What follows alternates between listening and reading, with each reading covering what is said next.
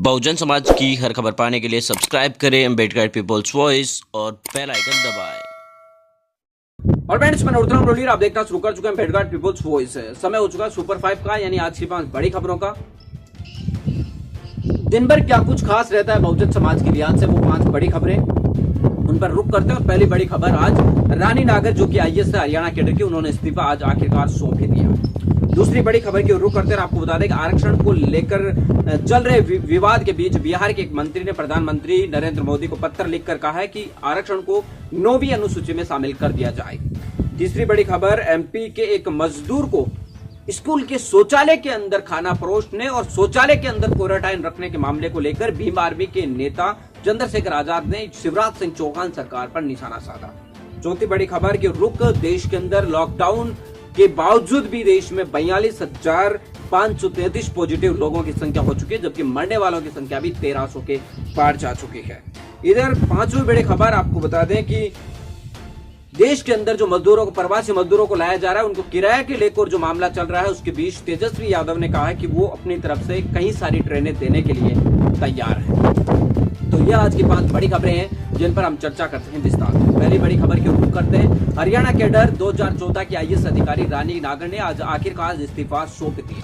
रानी नागर ने पिछले हफ्ते अपने फेसबुक अकाउंट पर लिखा था कि वो इस्तीफा देगी और उसके बाद अपने गांव जाएगी, लेकिन आज रानी नागर ने इस्तीफा देकर फेसबुक पर यह लिख दिया कि वो अपने गांव ही जा रही है। रानी नागर ने अपने इस्तीफे में साफ लिखा है कि वो उनको सुरक्षा के चलते अपनी महसूस कमी कर रही है कि उनको सुरक्षा नहीं प्रदान हो रही, इसके चलते वो इस्तीफा दे रही है। दूसरी बड़ी खबर की रुख करते हैं, आरक्षण का मुद्दा इस समय काफी ज्यादा गरमाया हुआ है। सुप्रीम कोर्ट के स्टेटमेंट के बाद पूरे देश भर में आरक्षण एक लॉकडाउन के बीच विवाद का सा विषय बन गया है। सुप्रीम कोर्ट के इस स्टेटमेंट को लेकर बिहार के विधायक श्याम रंजक ने, आपको बता दें मंत्री भी हैं बिहार सरकार के अंदर, उन्होंने मुख्यमंत्री को ज्ञापन लिखा है, लेटर लिखा है कि आप मुख्यमंत्री, प्रधानमंत्री जी और अन्य राज्यों के जितने भी लोग हैं उनको भी लिखा है कि आप साफ तरीके से इसको आरक्षण को जो है वो 9वीं अनुसूची के अंदर शामिल कर लीजिए, क्योंकि रोज जो अलग अलग लोगों को आरक्षण, अलग अलग व्यक्ति आरक्षण के बारे में अलग अलग टिप्पणियां करते हैं, जिससे लॉकडाउन के बीच भी अनुसूचित जाति, जनजाति, अन्य पिछड़ा वर्ग और आरक्षित वर्ग लगातार अपने आप को अपमानित महसूस करता है। और ऐसे हालातों में कुछ गड़बड़ हो, इससे अच्छा है कि अनुसूची में शामिल कर दिया जाए ताकि आरक्षण पर होने वाली रोज रोज की बहस भी बचा जा सके। तीसरी बड़ी खबर मध्य प्रदेश से आ रही है, जहां पर एक मजदूर को, वो प्रवासी मजदूर था और वो अपने गांव लौटा था, तो क्वारंटाइन हाउस में उनको रखा गया था। क्वारंटाइन हाउस के यहाँ पर एक स्कूल के जो शौचालय होते हैं, पेशाब घर होता है, उसके अंदर उसको रखा गया, उसके पूरे परिवार को उसी में रखा गया और खाना भी उसको उसी में परोसा गया। ये सोशल मीडिया पर वायरल होने के बाद भीम आर्मी के प्रमुख चंद्रशेखर आजाद ने अपने ट्विटर अकाउंट से शिवराज सिंह सरकार पर निशाना साधते हुए कहा कि आखिर इंसानों के साथ जानवरों जैसा सलूक क्यों किया जा रहा है। क्या पेशाब घर या शौचालय के अंदर किसी इंसान को खाना खिलाया जा सकता है, लेकिन शिवराज सिंह सरकार ऐसा कर सकती है। चौथी बड़ी खबर की रुख करते हैं, और देश के अंदर कोरोना वायरस के पॉजिटिव लोगों की संख्या लॉकडाउन के इतने दिन गुजर जाने के बावजूद भी लगातार बढ़ रही है। देश में आज आपको बता दें कि पॉजिटिव जो लोग हैं उनकी संख्या 42,533 हो चुकी है, जबकि मरने वाले कोरोना वायरस से है उनकी 1373 हो चुकी है। ये आज का ताजा आंकड़ा है।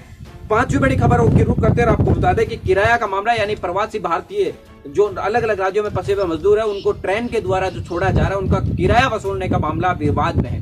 सोनिया गांधी ने आज सुबह पत्थर लिखकर ये बात कही कि जितने भी मजदूरों को छोड़ा जा रहा है उनका किराया कांग्रेस सरकार देगी, अगर बीजेपी नहीं दे रही है तो कांग्रेस सरकार उसका किराया देने के लिए तैयार है। इसके अलावा बिहार की सरकार द्वारा किराया देने में असमर्थता जताने के बाद बिहार के प्रमुख नेता तेजस्वी यादव ने अपनी तरफ से कई ट्रेनों का किराया देने की पेशकश की। उन्होंने कहा कि अगर बिहार सरकार चाहे तो राजद, यानी लालू प्रसाद यादव की जो पार्टी है, वो अपनी तरफ से इन जो ट्रेन है उनका किराया देगी, लेकिन किसी भी तरीके से मजदूरों को लेकर आया जा। तो ये आज के पास बड़ी खबरें हैं जिन पर आप लोगों का ध्यान होना बहुत ज्यादा जरूरी था। कल मिलेंगे एक नए वीडियो, नए अपडेटों के साथ।